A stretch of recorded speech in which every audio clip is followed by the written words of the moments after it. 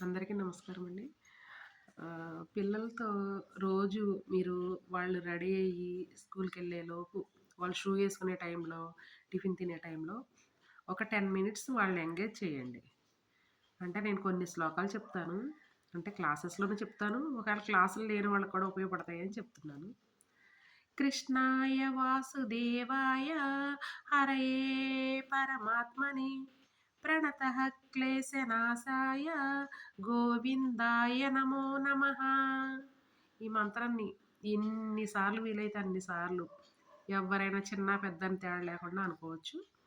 ఇలా అనుకోవడం వల్ల క్లేశనాశం అంటే మనలో ఉన్న మానసికమైన క్లేశాలు, శారీరక సంబంధమైన క్లేశాలు తొలగి మనం ఆరోగ్యవంతులం అవుతాం. మనకు ఆరోగ్యమే కదండీ! అసలు ముందు కావాల్సింది. అన్నిటికన్నా ముందు ఆరోగ్యమే మహాభాగ్యం అన్నారు కదా! భాగ్యం కన్నా ముందు ఆరోగ్యం ఉండాలి. ఆరోగ్యం ఉంటే తర్వాత అన్నీ వస్తాయి ఆటోమేటిక్‌గా. నెక్స్ట్ ఉదయం వాళ్ళు స్కూల్‌కెళ్ళేటప్పుడు వాళ్ళు మళ్ళీ మన ఇంటికి క్షేమంగా ఇంటికి రావడానికి అమ్మవారి మంత్రం. ఇది చాగంటి గారు చెప్పింది నేను చెప్తున్నాను.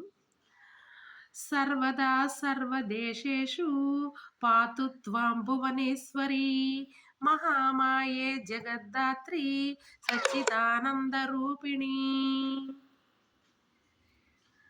ఈ మంత్రాన్ని కూడా నేర్పించండి పిల్లలతో. ఎంత ఒక 2 మినిట్స్‌లో అయిపోతాయండి ఇవి. తర్వాత మళ్ళీ పిల్లలకి పిల్లలకి అలా చెప్తారు. మనం కూడా ఎప్పుడైనా పెద్దవాళ్ళం కూడా బయటకెళ్తూ ఉంటాం కదా! ఇప్పుడున్న రోజుల్లో బయటకెళ్తే ఇంటికొచ్చే వరకు కూడా రాగలమా లేదా అన్నట్టు ఉంది జర్నీ.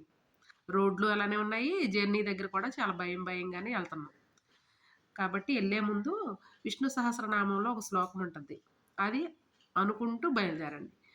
వనమాలి గదిశాంకి శంకి చక్రీంచనందకి శ్రీమన్నారాయణో విష్ణు వాసుదేవో విరక్షతు.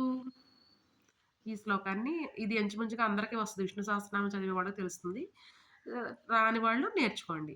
మళ్ళీ హ్మ్, దక్షిణామూర్తి విగ్రహం లేదా ఫోటో చిన్నది మీ పిల్లలు చదువుకునే ప్లేస్‌లో పెట్టండి. వాళ్ళ రూమ్‌లో గాని, వాళ్ళు ఎక్కడైతే చదువుకుంటారో ఆ ప్లేస్‌లో పెట్టండి. రోజు దాన్ని చూస్తూ ఉండమని చెప్పండి. అలా చూస్తూ ఉండటం వల్ల వాళ్ళల్లో అజ్ఞానం తొలగి జ్ఞానం వృద్ధి చెందుతుంది.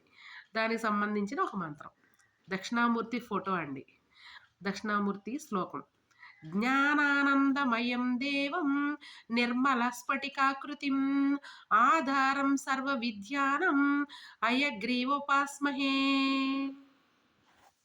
నమస్కారం అండి.